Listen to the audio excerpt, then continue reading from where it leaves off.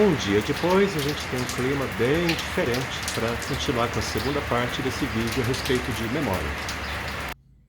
Vamos continuar estudando alocação e gerenciamento de espaço, vendo duas novas soluções aí. Você deve recordar, no vídeo anterior a gente falou sobre esse método aqui, gerenciamento usando um bitmap. Não é um método ruim, é um método assim fácil de implementar, a ideia é muito intuitiva, na verdade, você tem os espaços livres ou não. Agora, uma coisa que pode ser talvez negativa nesse método aqui é assim, imagina que a gente já trabalhou um certo tempo, que o programa já, enfim, já alocou um X aí de memória, eu preciso de um bloco novo. Talvez a gente precise percorrer assim, um espaço grande do bitmap, porque é assim que a gente encontra espaço nele, concorda? Você vai ter que fazer um laço fora e sair varrendo isso aqui. Repare que eu fiz um desenho bidimensional, mas eu menti porque é mais intuitivo. A memória não é bidimensional, a memória é um array linear, é uma tripa, né? Mas tudo bem, imagina isso aqui em sequência e que a gente tem que percorrer essa sequência procurando um espaço contíguo adequado. Depois que o programa rodou algum tempo, então, que alocou e fez free, alocou e liberou, a gente pode ser levado até o azar de ter que percorrer uma região grande, né, até achar um bloco disponível. Então esse é o lado negativo da coisa, tá? Vamos pensar agora no outro método, então, que resolva essa questão aí de velocidade de uma forma melhor. Para ilustrar o método, ou para explicá-lo, né, eu prefiro partir direto para um exemplo. E nós vamos fazer assim, então. Vou desenhar para a gente aqui um heap.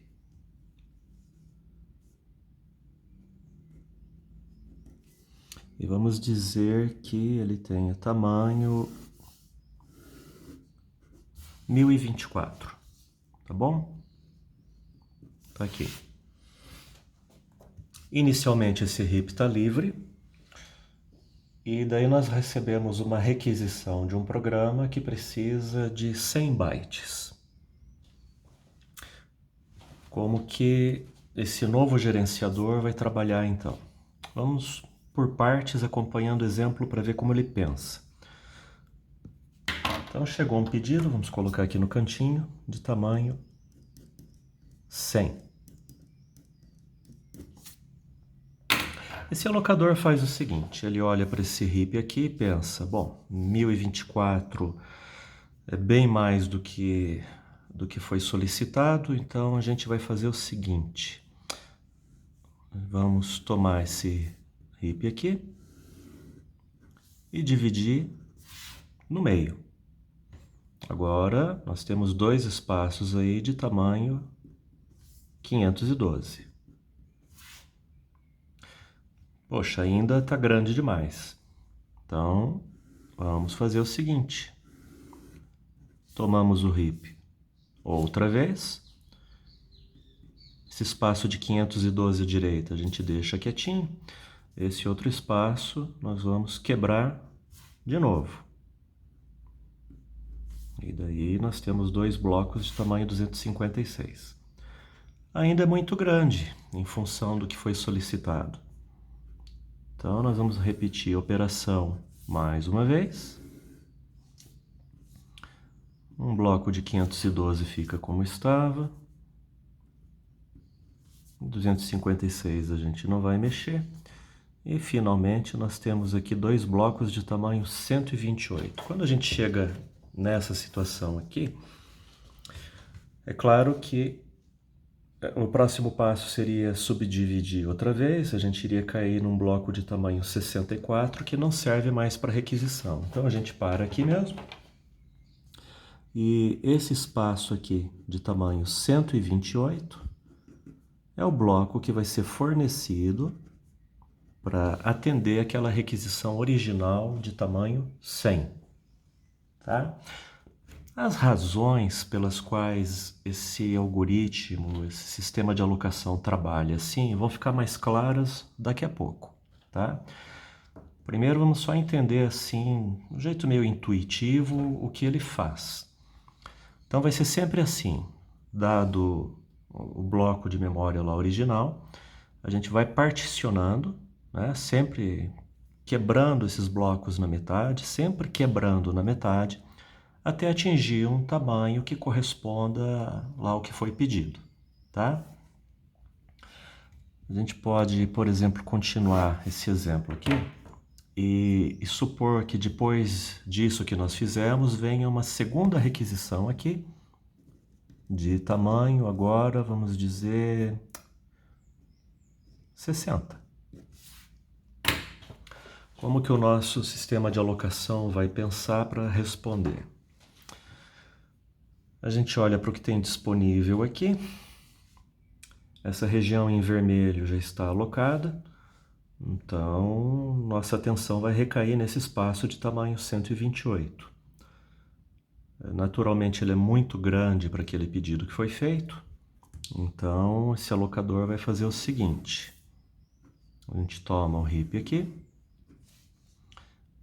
ele já tinha essas subdivisões anteriores, incluindo a desse espaço aqui, que já estava alocado, tá? Aí esse espaço aqui vai ser subdividido em dois blocos. Esse de 512 permanece como está, o de 256 também.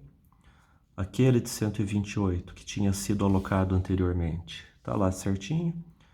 E agora nós temos aqui dois blocos de tamanho 64, sendo que este bloquinho aqui de tamanho 64 vai ser usado então para atender essa segunda requisição aqui, tá? Então a lógica vai ser sempre a seguinte: dado um pedido que acabou de chegar, nós verificamos aqui no RIP se existe algum bloco de tamanho compatível com o pedido, né? Um bloco que possa atender imediatamente. Vamos imaginar mais um exemplo aqui. Vamos supor que chegasse mais um pedido de tamanho 60, ou um tamanho próximo, né? 61, 59, alguma coisa assim, tá? Esse próximo pedido a gente ia olhar, bom, tá aqui, 64 eu já posso atender. Simplesmente forneço esse bloco. Vamos imaginar que nós estivéssemos nesta situação e chegasse aqui um pedido número 3 de tamanho 100. A gente ia olhar para o RIP e ia pensar assim, bom, eu tenho um bloco de tamanho 64, né, é muito pequeno. Eu tenho um bloco de tamanho 256. O que a gente faz? Pega esse bloco de tamanho 256, quebra no meio. Aqui nós íamos ter dois blocos de tamanho 128 e poderíamos atender essa terceira requisição, né? Então sempre vai ser esse o raciocínio para fazer a alocação. Mais um exemplo ainda, continuando no RIP nessa situação aqui.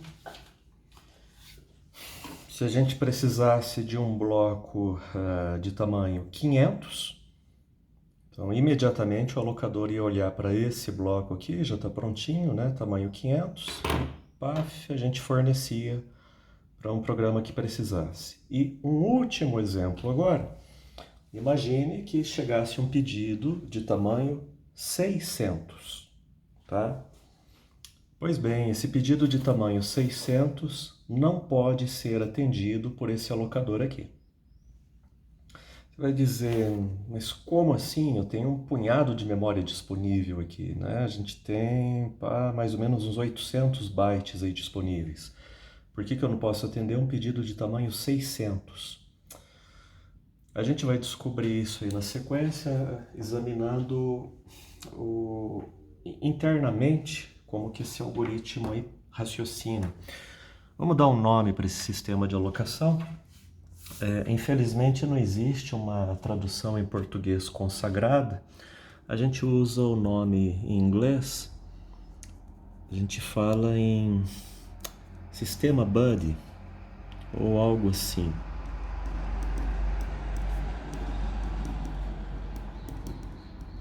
Alocador Buddy, tá bom?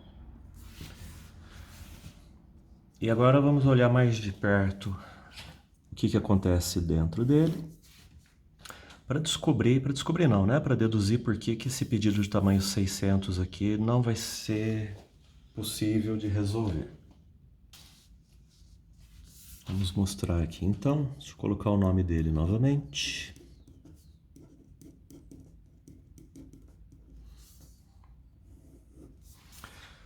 E nós vamos seguir o exemplo anterior. Então, era uma vez um RIP de tamanho 1024 e nós recebemos um pedido para alocar 100 bytes de memória. Então, vou desenhar outra vez. Está aqui 1024. Só que o desenho agora vai ser um pouquinho diferente e vai esclarecer essa história. Então, nós temos aqui um pedido de tamanho 100. Lembra que o RIP é dividido, né? Sempre pela metade. Então, nós temos isso aqui acontecendo.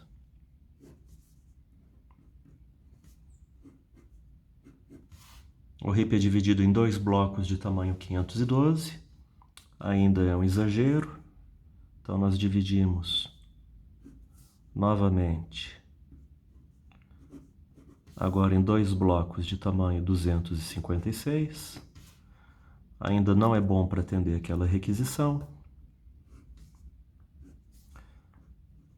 Dividimos de novo. Você está percebendo que é recursivo. Em dois blocos de tamanho 128. E agora sim, nós paramos de fazer essa subdivisão e esse bloco aqui de memória fica reservado e aquele malloc recebe o endereço desse bloco aqui. Lembra que no nosso exemplo, nós tínhamos, depois de um pedido de tamanho 100, um pedido de tamanho 60, né? Então, como que seria atender na sequência um pedido de tamanho 60? Malloc 60. A gente examina essa árvore aqui, encontra esse nó de tamanho 128 e subdivide ele. Dois nós de tamanho 64. E esse nó de tamanho 64 vai atender aquele pedido.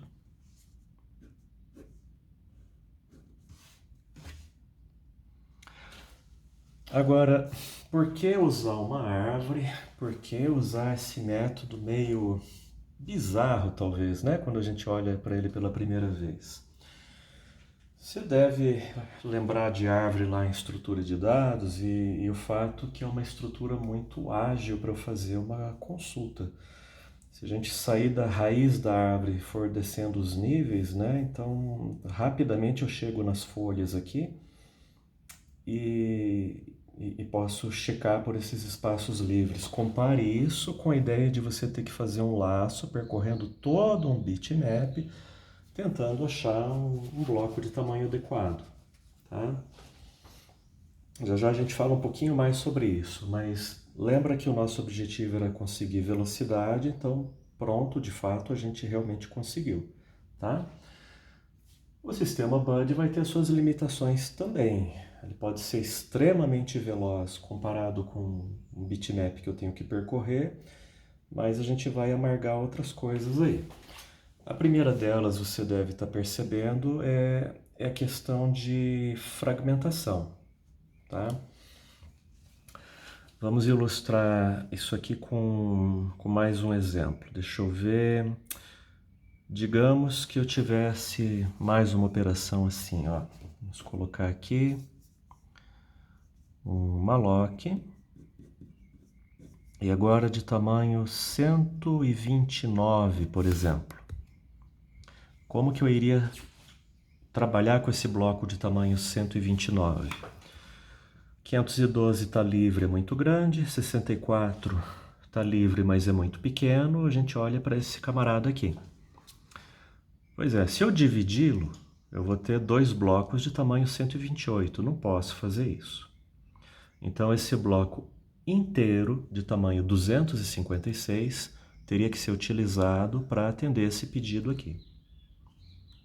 Você repara que a gente ainda tem uma diferença bem grande, né? Aqui vão ser 127 bytes que vão ser desperdiçados em fragmentação interna. É bastante coisa. Então, a princípio, nós pagamos um preço alto por essa velocidade que esse alocador nos fornece. Mas guarda isso na sua cabeça, já a gente fala de novo a respeito disso. Outra coisa que a gente tem que pensar a respeito do funcionamento é a operação simétrica alocação, que é liberar a memória, que é o tal do free. Aí você vai lembrar, vou trazer para cá esse desenho, que eu tinha dito assim: suponha que o heap está nesse estado e nós tentamos fazer um alloc aí de tamanho 600 bytes. Vamos lá. Bom, esse espaço ultrapassa o que a gente tem aqui disponível, né? E eu falei que a gente não pode atender essa requisição. O motivo fica claro agora, porque o heap internamente vai representar, o heap vai ser representado internamente usando uma árvore. Né? E quando a gente observa essa árvore aqui, nós não temos um bloco de tamanho 600 disponível. Então, aquele pedido lá não pode ser atendido por causa disso. E isso vai explicar também como que funciona o free, né? A tal da operação simétrica, que é assim. Quando a gente libera um desses blocos aqui, lógico, eu deixo avisado na árvore, né? Aqui no caso eu tenho nós pintados de vermelho, então, não sei, seria um flag booleano, alguma coisa assim que você utilizaria na sua implementação. Mas, além disso, digamos que eu liberasse esse bloco aqui de tamanho 64. Eu posso juntar esse bloco com o outro que está aqui do lado, né? Os dois blocos irmãos. Se os dois estiverem livres, então eu junto eles e formo um bloco único de tamanho 128. É daí que vem esse nome curioso, né? Buddy, lá em inglês a gente poderia traduzir como amigo, companheiro, chapa ou brother, irmão, tá? Então, se você tiver irmãos na árvore, a gente pode fazer coalescência, né? Eu posso grudar os dois blocos e obter um grande novamente. Agora, por causa da estrutura de árvore, a gente não tem como juntar, por exemplo, esse bloco aqui de tamanho 64 com aquele outro ali de tamanho 256. O sistema Buddy não foi feito para raciocinar dessa maneira, tá? Então, pronto, está explicado. Por que é impossível aqueles 600? A gente não consegue trabalhar com esses blocos aqui que são de tamanhos diversos, né? E o free vai liberando blocos dessa maneira que foi explicado aí agora. Olhando para esse alocador assim a princípio, a gente tem a impressão de que é uma ideia ruim, né? Porque, como a gente tinha visto naquele exemplo lá dos 129 bytes, que levaria todo esse bloco de tamanho 256, esse parece ser um esquema que desperdiça muita memória à toa. Eu vou concordar com você. Se a gente for aplicar esse método aqui em uma situação qualquer, realmente ele não vai ser apropriado. Mas aí acontece o seguinte, a solução certa para o problema certo. O Buddy Allocator vai ser empregado dentro de sistemas operacionais naquelas ocasiões em que a gente sabe que está trabalhando com potência de 2. Não é sempre que é assim, né? Então, se eu estiver alocando coisas como páginas de memória e as páginas têm o tamanho 2, o Buddy Allocator é uma resposta bem mais interessante para trabalhar do que um bitmap, ok? Algumas situações, talvez lá em gerência de disco também, que eu tenha blocos de tamanho 2, talvez seja interessante eu pensar nesse Buddy Allocator também. Ou num programa seu qualquer em que você tenha que fazer gerência de espaços, né, pode ser uma alternativa. Uma outra coisa que acontece que acontece não, que a gente pode fazer no Buddy Locator, para conseguir até mais agilidade dele, é a seguinte. Imagine que a gente organize umas listas aqui do lado. Lista 1, lista 2, lista 3, lista 4, lista 5. E que nessas listas a gente reúna todos os blocos que têm um determinado tamanho. A partir do momento que a gente recebe uma requisição, rapidamente eu posso ir para a lista que me interessa e procurar dentro dela se existe um bloco compatível. Então, a gente dá mais um passo para conseguir um sistema mais rápido de alocação ainda.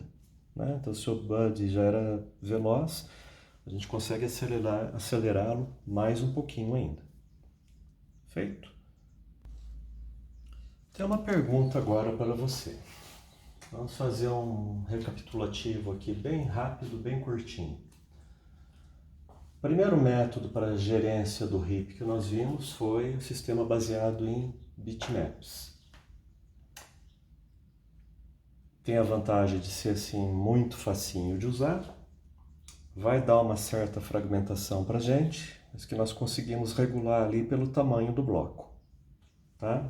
Então, simples de implementação, talvez perca um pouquinho ali em desempenho, e em relação a espaço ocupado, a gente consegue mais ou menos afinar isso. Segundo sistema foi o Buddy, muito veloz, só que em contrapartida nós observamos aqui que pode ter problema sério de fragmentação com ele. Tá? E se a gente tentasse pensar num outro método ainda? Repara que a gente está mexendo com estrutura de dados. A nossa primeira estrutura de dados foi uma tabela. Ok, ficou mais ou menos ali. Nossa segunda estrutura de dados foi uma árvore. Ok, também ela despontou com algumas qualidades e com alguns defeitos. Eu quero de você mais uma estrutura de dados, mais uma solução. Então, 10 segundos para você pensar, se você consegue imaginar alguma coisa aí. Pausa o vídeo. Na sequência, a gente vai ver o nosso terceiro e último dessa série aí, algoritmo ou sistema de alocação. Pausa o vídeo. Feito aí? Vamos comparar o que você pensou com essa nova solução. Vamos contar uma historinha aqui. Era uma vez um aplicativo aí, estava rodando, veio e fez um pedido. Eu quero uma lock de tamanho 100. Depois ele chegou e fez um outro pedido. Agora quero um espacinho de tamanho 50. Daqui a pouco ele vem, agora eu preciso de 77. Depois ele nos chama novamente, olha, aquele pedacinho de tamanho 50 eu não preciso mais. Agora eu quero um outro pedacinho de tamanho 100. Agora eu preciso de outro pedacinho de tamanho 50. Olha, aquele de tamanho 77 ali eu já dispensei. Como que a gente poderia gerenciar uma sequência assim bem quebrada, né, de pedidos meio que desconexos, meio que randômicos, né? E vem um atrás do outro desse jeito aqui.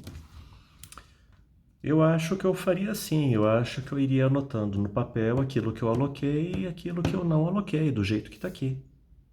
Então, o que a gente precisa é de uma lista. Afinal de contas, se não tiver alocação nenhuma, a nossa lista vai estar vazia. Essa lista, então, não ocupa espaço nenhum. E, à medida que os pedidos forem chegando, a gente vai colocando-os nessa lista de alocação. E a lista cresce, né, à medida que essa sequência de pedidos vai crescendo também, como uma sanfona. Então fica uma estrutura interessante, porque ela vai acomodar exatamente aquilo que foi solicitado para a gente. Né? Vamos tentar fazer um desenho disso agora. Vamos colocar um nome aqui.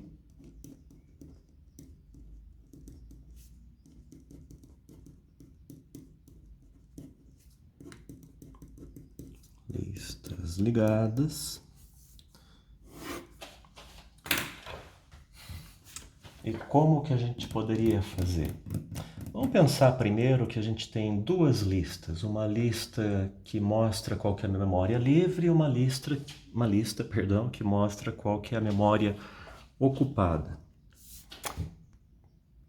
Então, poderia ser algo mais ou menos assim. Uma lista de espaços livres, uma lista de espaços ocupados. No princípio, vamos supor que nós tenhamos um heap de tamanho 1024. Então, a nossa lista livre vai mostrar um grande bloco que vai de 0 até 1023. Isso aqui é uma struct, certo? Essa struct você define a hora que você estiver implementando o teu sistema de alocação.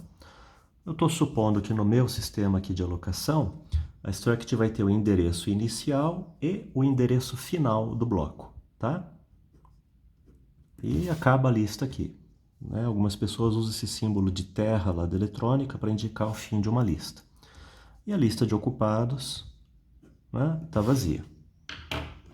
Aí chega alguém aqui e diz assim, olha, eu preciso fazer um malloc de 100 bytes. Fácil. A gente vai para a seguinte situação. De novo, lista de livres. De novo, a lista de espaços ocupados. E o que a gente vai fazer é tirar uma fatia, né, de 100 bytes desse heap aqui. Então, primeira vantagem já desse sistema de lista, se alguém me pediu 100 bytes, eu forneço 100 bytes, exatamente o tamanho solicitado. E olhando aqui o espaço livre, eu descubro que eu posso fornecer em resposta um bloco que começa no endereço 0 e que termina no endereço 99. Né?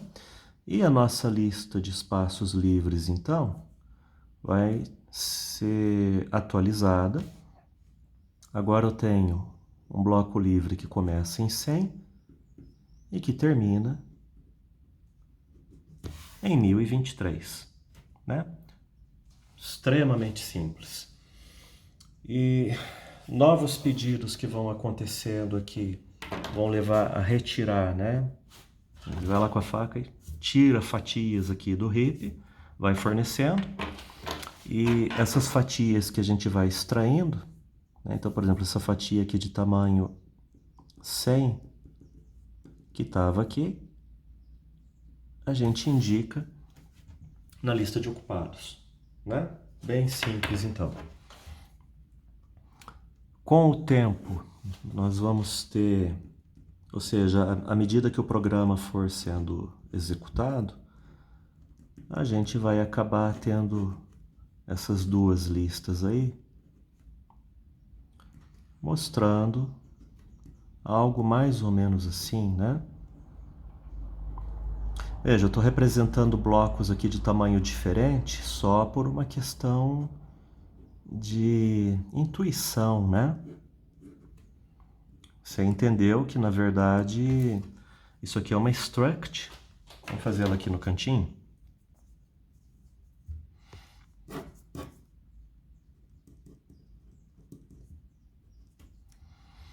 Aí eu teria... Vamos fazer de conta que é um inteiro, vai? Inteiro. Endereço de início, endereço de fim. E fechou, né? Cada bloquinho desse aqui é simplesmente uma struct dizendo o bloco tem um começo e tem um fim, tá?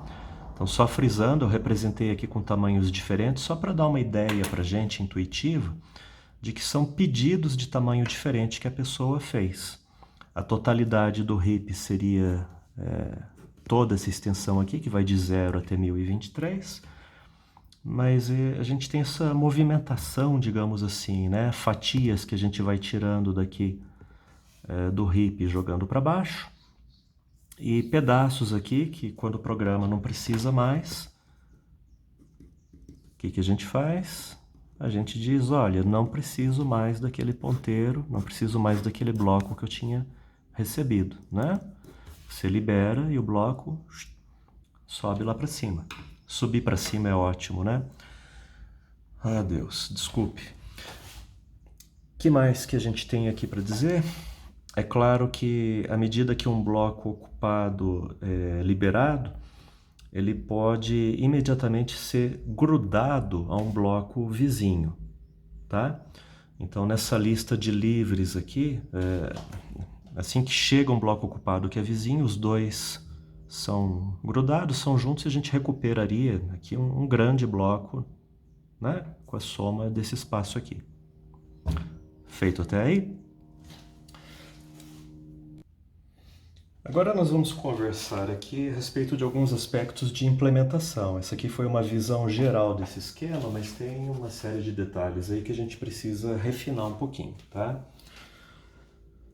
Primeira coisa para chamar a atenção aqui, eu contei uma mentira, nós não precisamos de duas listas. Eu contei essa mentira porque é mais fácil a gente enxergar o esquema todo funcionando imaginando que tem duas listas. Mas é evidente, olhando essa última parte aqui da figura, que as listas são complementares, né? Afinal de contas, vou falar uma frase bem legal. Se o espaço está livre, ele não está ocupado. Se ele está ocupado, ele não está livre, né? Nós tivemos aí uma ex-presidente que inclusive falava numa língua meio assim, né? Você deve lembrar dela. Então, não precisa pensar do jeito que essa pessoa aí falava e menos ainda implementar como acho que ela implementaria, né? Porque vai à falência o país, vai à falência a memória também. Então a história aqui é a seguinte, você precisa só uma dessas listas e a partir dela você deduz a outra, tá? Esse é o primeiro ponto para a gente ganhar uma implementação um pouco mais eficiente. Segunda coisa, e um truque que pode ser bacana também, é o seguinte. Vamos desenhar um hippie aqui.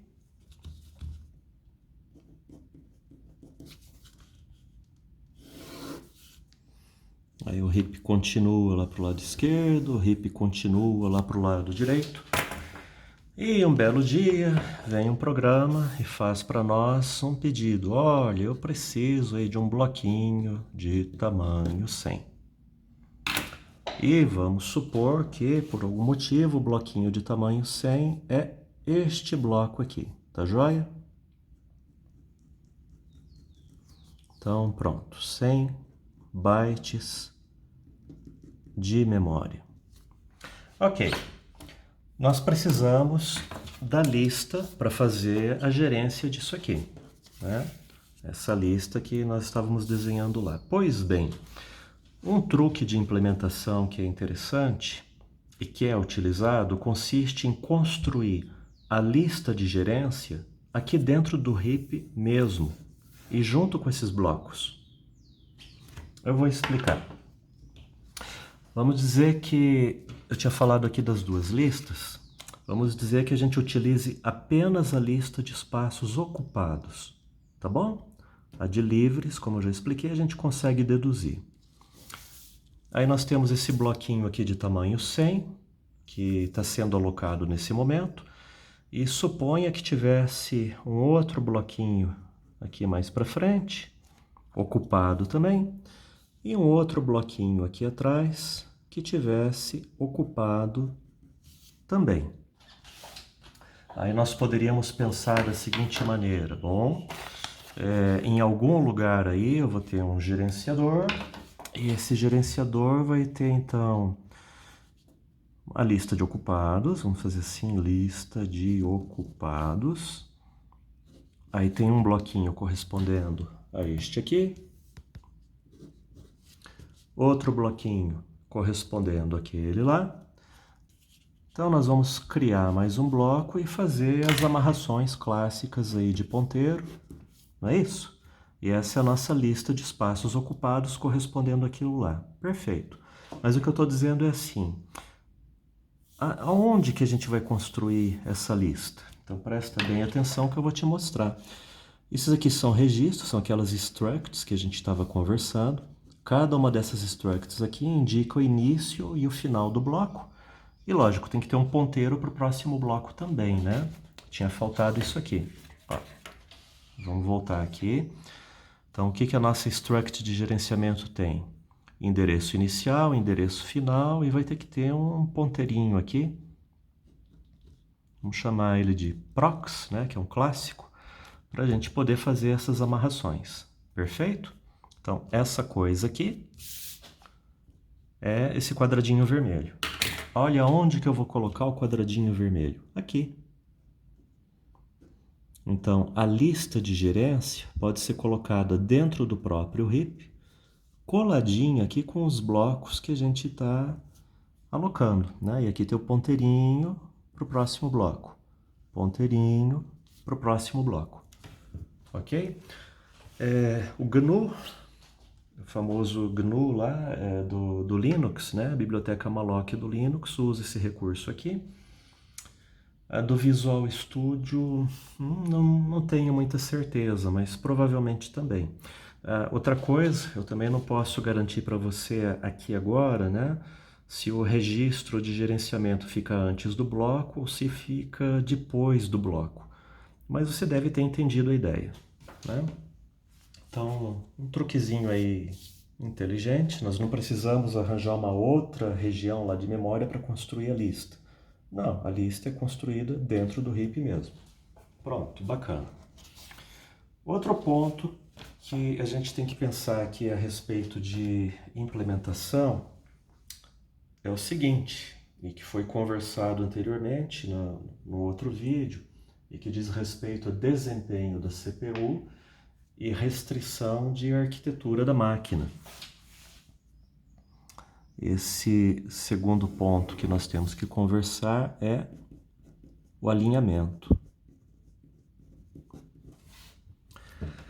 Você deve lembrar do alinhamento e do fato que o compilador, quando cria variáveis na memória, busca alinhar essas variáveis em bordas de 32 em 32 bits, bordas, ou como que a gente poderia dizer, endereços múltiplos de 32 bits, endereços múltiplos de 64 bits. Você recorda, né? A memória é dividida, assim, logicamente em blocos, cujo tamanho equivale à largura da CPU, tá? Pois bem, vou dizer que e você pode testar isso, né? A gente pode escrever lá no compilador algo assim. Vamos fazer um rascunho aqui rapidinho.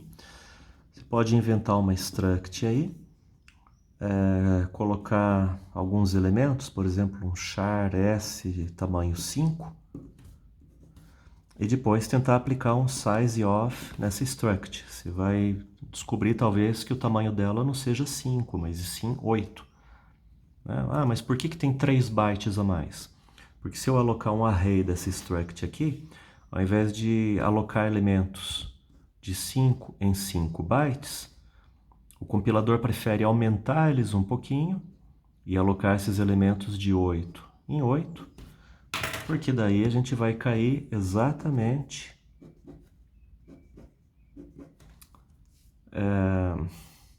naquelas bordas que eu tinha mencionado, né? Supondo uma arquitetura de 64 bits, então a cada 8 bytes, ou seja, 64 bits, a gente teria uma struct alocada. Então vale a pena pegar essa struct de tamanho 5, colocar mais 3 bytes de enchimento aqui, para garantir um desempenho de memória melhor, né? E isso aqui foi explicado no vídeo anterior. Agora, não adianta o compilador se dar todo esse trabalho aqui, se o nosso sistema de alocação de RAM depois não respeitar esse critério. Se quando a gente fizer um malloc, nós retornarmos ao cliente que nos pediu o bloco de memória, nós retornarmos um bloco que esteja desalinhado, então a hora que eu colocar uma estrutura de dados aqui dentro, que nem aquela struct que eu acabei de mostrar, se o começo do bloco estiver desalinhado, a estrutura inteira vai ficar desalinhada. A gente pode ter campos dentro dessa estrutura aí que vão cair naquelas bordas, né, a cada 64 bits. Então, vejam, um malloc mal implementado pode ter um impacto negativo no desempenho da máquina. Então, a gente tem que ter alinhamento. E como que a gente vai fazer o alinhamento? Vai ter que fazer enchimento também, né? Essa história de padding. De maneira que à medida que forem reservados espaços de memória usando o malloc, o nosso alocador pode ter que injetar espaços vazios para garantir que o endereço inicial desses blocos aqui sempre seja um endereço bacana lá para o aplicativo, né?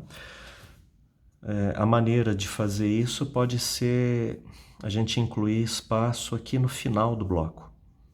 Então, aloquei um determinado bloco, eu deixo um espaço vazio aqui, de tal maneira que o nosso próximo bloco alocado, então a gente vai ter de novo uma estruturazinha interna de gerência e um novo bloco aqui.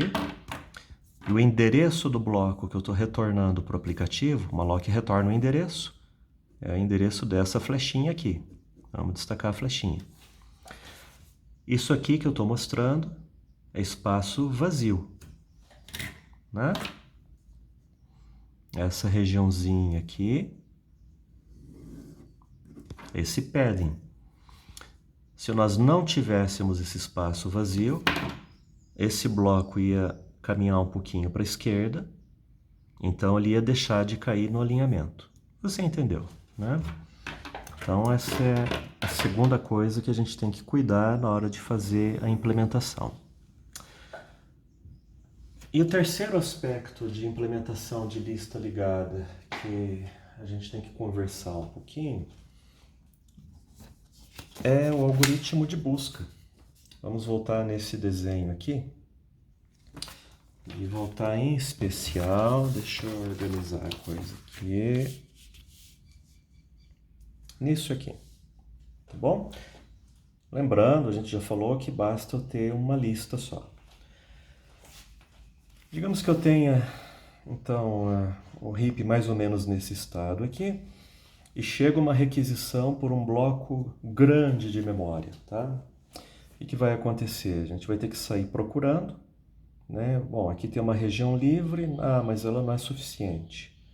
Aqui tem uma outra região livre, mas ela não é suficiente. Aqui tem uma região livre, opa, desse espaço aqui eu consigo tirar uma porção, né? Cortar uma fatia que vai atender o pedido que foi feito.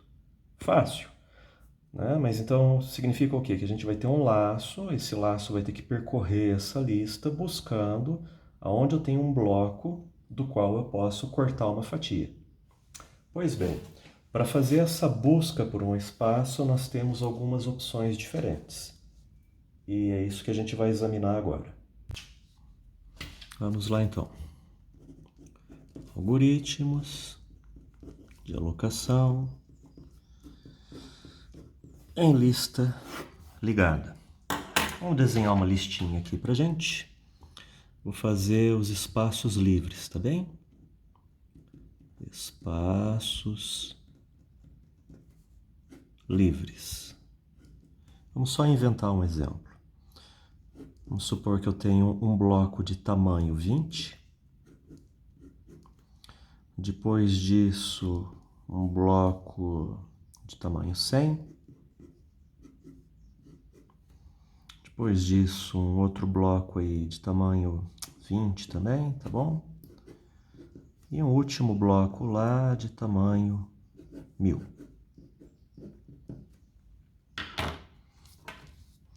Vamos tentar usar isso como exemplo para nós conversarmos. Ok. Vou mudar um pouquinho o exemplo, tá? Vamos dizer que isso aqui seja 30. Aí, agora sim. Aí, chega lá um pedido para nós estamos gerenciando o heap está nesse estado ilustrado aqui. E alguém solicita, olha, eu preciso um bloco de tamanho 20. Pois é, como que a gente faz? Primeira possibilidade é a seguinte, a gente sai examinando essa lista de blocos aqui, alguém me pediu um bloco de tamanho 20. Eu achei um bloco de tamanho 30. Bacana. Corta este bloco aqui, né? Corta uma fatia dele. Forneço 20 bytes para a pessoa que me pediu, para o processo que pediu e tal, e sobrou, né, um espaço aqui de tamanho 10. Essa é uma alternativa. Então, a gente chama esse algoritmo de First Fit. O nome é autoexplicativo. Fit, lá do inglês, né? Então, você está provando uma roupa, você quer saber se ela cai, se ela serve para você ou não, né? Então, fit. First fit, o primeiro bloco que serviu, tá joia? Se eu estou procurando alguma coisa de tamanho 20, pá, achei alguma coisa aqui de tamanho suficiente, corta o pedaço, entrega e pronto, acabou. Existe agora uma outra coisa que a gente pode fazer. Ao invés de pegar o primeiro bloco e fornecer, nós poderíamos iterar ao longo dessa lista, já que alguém pediu para mim um bloco de tamanho 20, eu poderia ver se não tem um bloco que seja mais parecido. Aí eu saio andando na lista, saio andando e, opa, achei um bloco de tamanho 20. Aí a fatia que a gente vai tirar, na verdade, vai ser o bloco inteiro, né? Então eu pego tudo isso aqui e forneço para atender a requisição que foi feita para mim. Esse é o nosso segundo algoritmo e é conhecido como Best Fit. Agora a gente para aqui um segundinho para pensar o seguinte. Mas por que eu tenho esses dois algoritmos diferentes? Né? Ou, em outras palavras, vamos dizer, qual que é a razão? Porque existiria aí uma razão, talvez, para usar o First Fit, e existiria talvez uma razão para usar o Best. Então, é hora de você pausar o vídeo e responder essa pergunta. Qual que é a vantagem de um ou desvantagem, né? E, bom, você entendeu. Pausa o vídeo aí. Vai lá. Vamos comparar a sua resposta com a que eu vou comentar. First Fit fácil, né? Ele vai responder muito depressa. Quando a gente recebe uma requisição, nós saímos procurando e tão logo tiver uma resposta, eu já devolvo isso lá para o processo que fez o pedido para mim, tá? E o Best Fit vai ser mais demorado, sei, mas é aí que tem uma diferençazinha. E que é assim, se nós procurarmos dentro da memória o bloco de tamanho mais adequado, o que vai acontecer é assim, imagina que o hip é como se fosse uma torta, tá bom? Aquela imagem de padaria que eu usei outro dia para explicar. E você está tirando pedacinhos dessa torta à medida que os clientes chegam.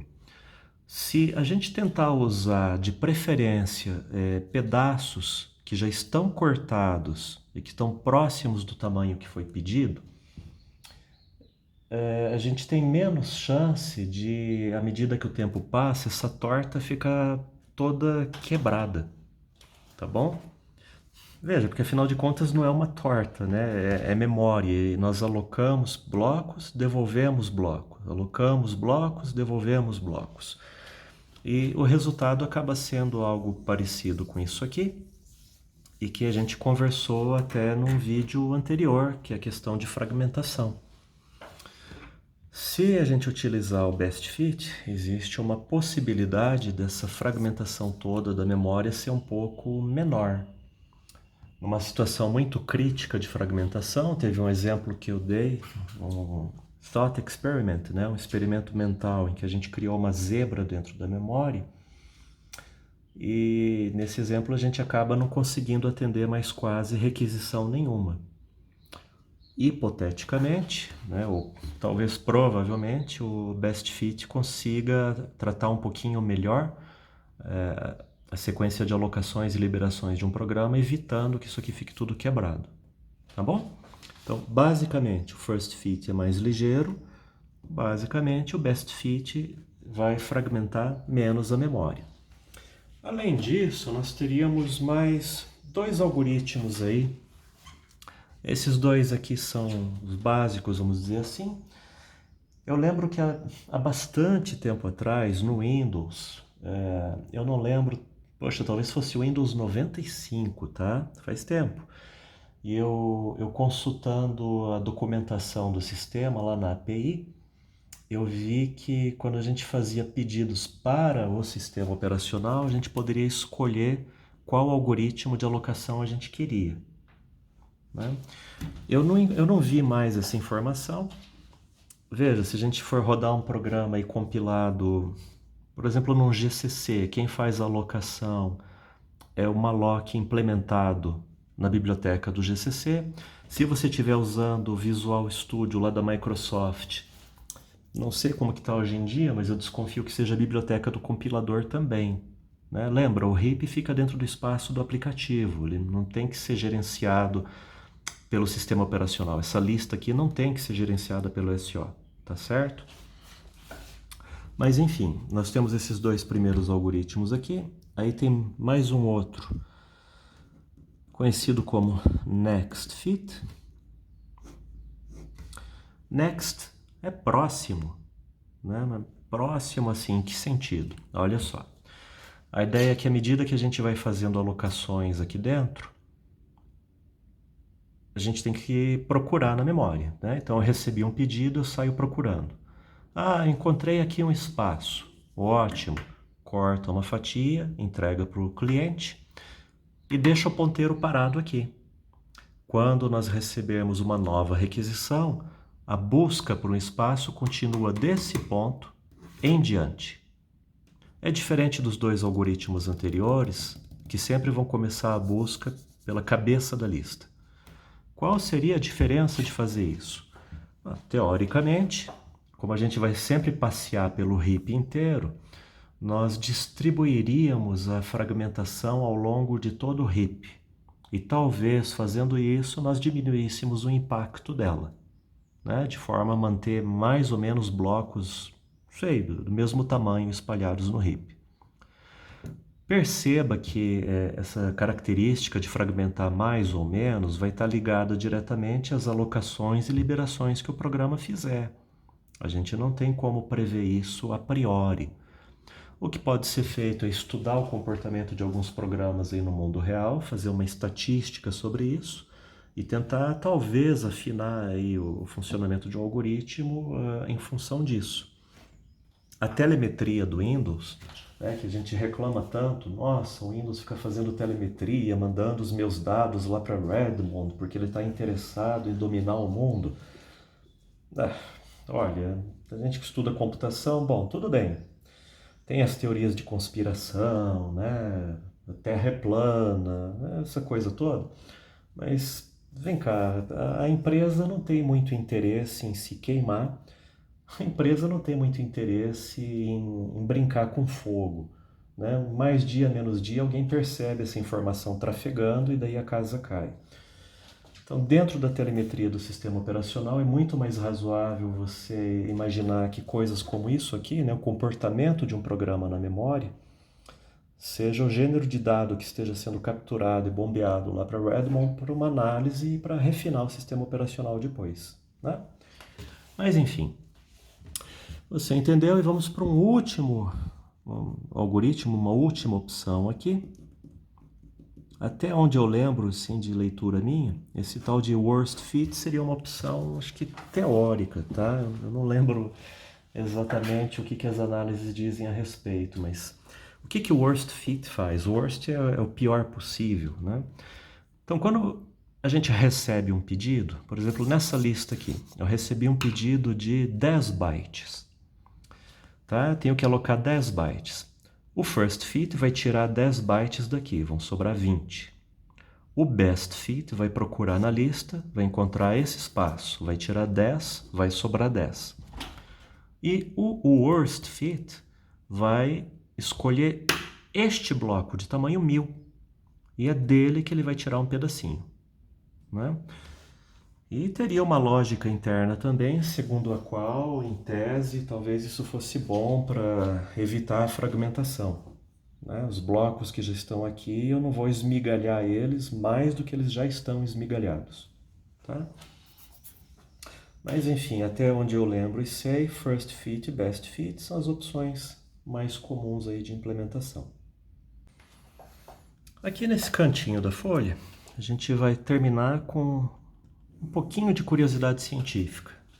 né? Então, nesse espacinho pequeno, só vou citar umas coisinhas aí de finalização do vídeo.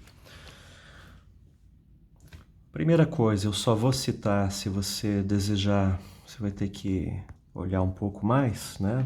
Pesquisar. Nós temos algumas linguagens de programação que implementam uma coisa conhecida como Garbage Collection,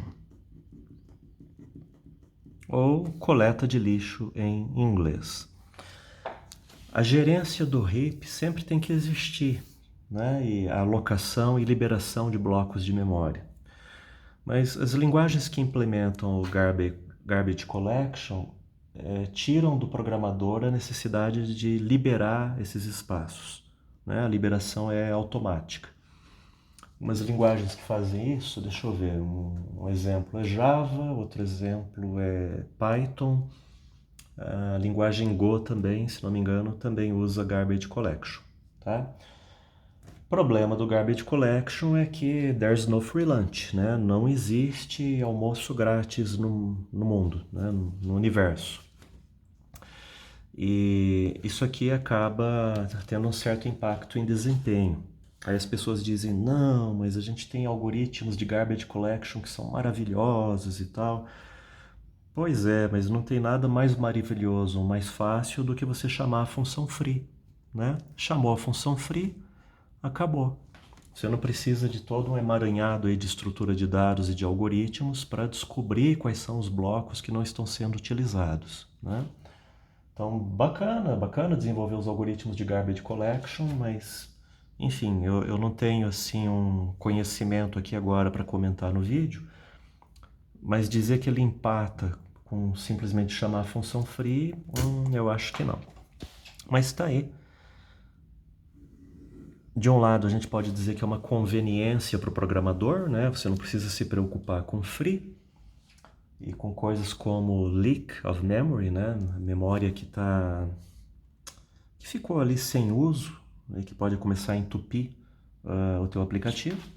De outro lado, se você está fazendo um aplicativo um pouco mais complexo e você não consegue dar conta de alocação de memória e precisa de uma espécie de muleta, enfim, né? Não sei. Aí vai ter gente que vai ficar brava com a ideia da muleta, dizendo, não, mas o programa é muito complicado, enfim.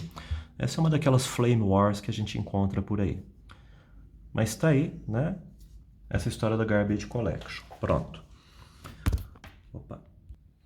Segundo ponto que eu posso colocar aqui de curiosidade científica é que um alocador como o malloc que nós utilizamos em C ou C++ pode ser substituído. Em vez de usar o malloc que já está lá no compilador, eu posso trocar ele e colocar um outro malloc de uma outra biblioteca. Motivos para fazer isso: a gente pode estar atrás de mais desempenho, né? De repente o malloc clássico que a gente tem ali não está funcionando com a velocidade que nós precisávamos. Ou então eu estou precisando fazer depuração de um programa com estruturas de dados muito complicadas e eu estou atrás de alguns erros de referência. Aí um exemplo que me vem à mente aqui é uma coisa chamada Electric Fence. Aí você dá uma olhadinha na internet e você descobre um pouco mais a respeito disso aqui. Tá? Então, uma biblioteca, ela dá um suporte para a gente nessa parte de alocação de memória e ela ajuda com depuração de código. E um último item aqui, né, finalzinho e última curiosidade científica, eu só vou mencionar um alocador interno dentro do Linux. Lá no Windows certamente deve existir o alocador dele também, porque o sistema operacional também precisa de memória para funcionar, não é verdade? Quando você pede para o sistema operacional, preciso de um arquivo, o SO vai ter que criar lá uma estruturazinha de dados e gerenciar esse arquivo para a gente. Quando você diz SO, preciso de uma thread, o sistema operacional vai ter que criar lá dentro uma estrutura de dados para essa thread, com os dados, com as estatísticas, etc., né, referentes a thread. Ah, eu tenho que fazer sincronia de threads, agora eu preciso de um semáforo. Que bom, você pede para o SO construir um semáforo para você, ele também vai precisar criar essa estrutura de dados lá internamente. Então pronto, o SO tem as suas necessidades de alocação interna e vai precisar de um método para trabalhar com isso. Agora, o interessante aqui é que os objetos que o SO trabalha já são conhecidos, né? É diferente dos aplicativos que vêm lá de um usuário, cada aplicativo funciona de um jeito diferente. O SO, eu já conheço a coleção de objetos que ele usa. Então, a gente já pode trabalhar uma otimização em cima disso aqui, né?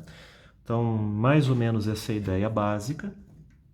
E aí o que a gente tem dentro do Unix é um sistema de alocação.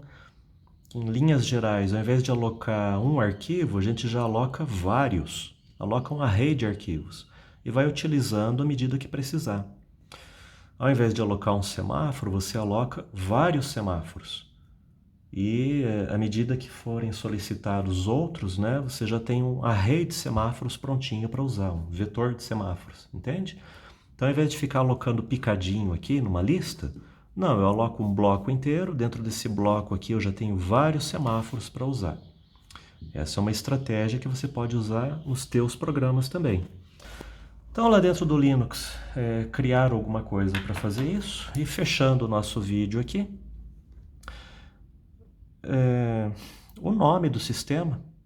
Então, criar uma coisa chamada slab, né, que é meio que parecido aí com fatia. Aí tá bom, o Slab estava lá funcionando, tudo certinho, mas depois apareceram máquinas aí com memória limitada. E o Slab não se adaptava muito bem a isso.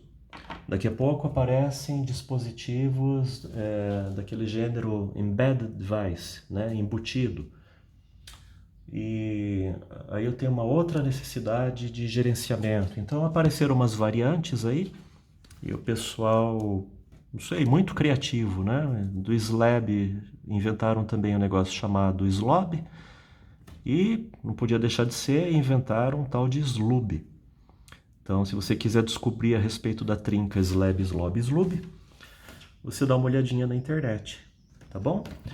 E com Slab, Slob, Slub, a gente fecha aqui esse vídeo a respeito de gerência de memória.